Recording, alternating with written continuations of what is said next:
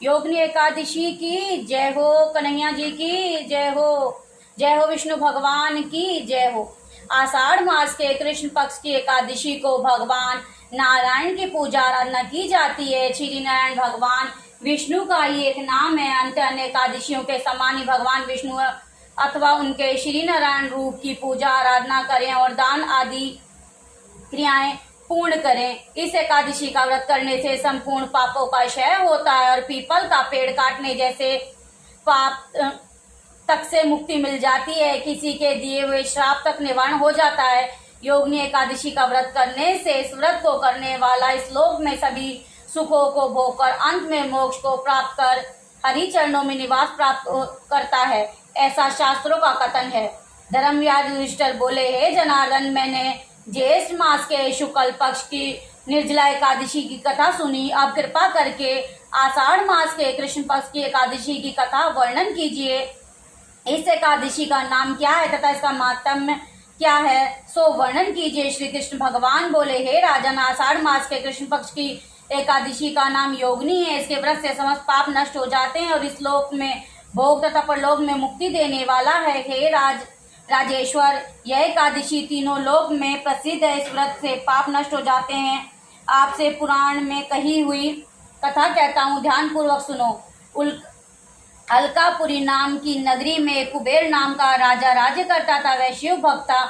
उसकी पूजा करने के लिए एक हेमा माली पुष्प लाया करता था।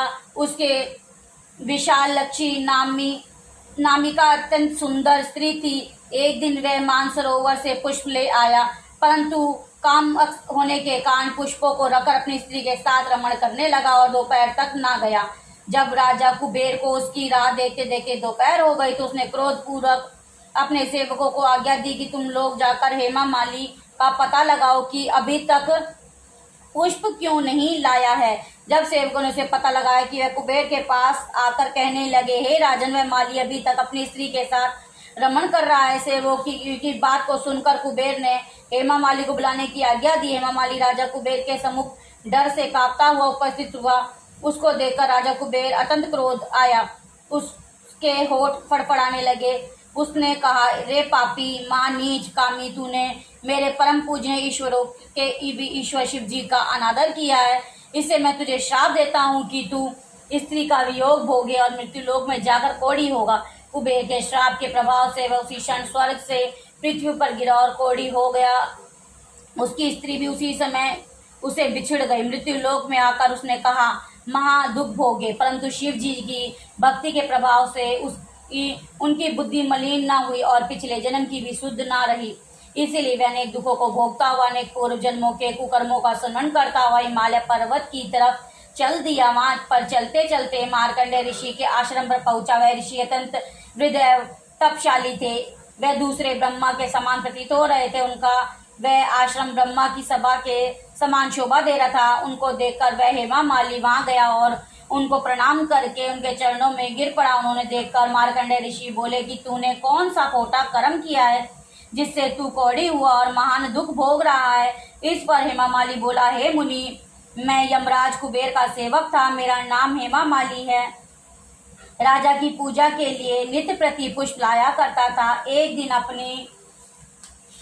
अपनी स्त्री के साथ प्यार करते करते देर हो गई और दोपहर तक पुष्प लेकर ना पहुंचा। उन्होंने मुझे श्राप दिया कि तू अपनी स्त्री का वियोग भोग और मृत्यु लोक में जाकर कौड़ी बन तथा दुख भोग। इससे मैं कौड़ी हो गया और महान दुख भोग रहा हूँ। अंत आप कोई ऐसा उपाय बताए जिससे मेरी मुक्ति हो। इस पर मार्कंडेय ऋषि बोले, हे भाई, तूने मेरे सन्मुख सत्य वचन कहा, इसीलिए मैं तेरे उद्धार के लिए एक व्रत बतलाता हूँ। यदि तू आषाढ़ मास के कृष्ण पक्ष की योगिनी एकादशी का विधि पूर्वक व्रत करेगा तो समस्त पाप नष्ट हो जाएंगे।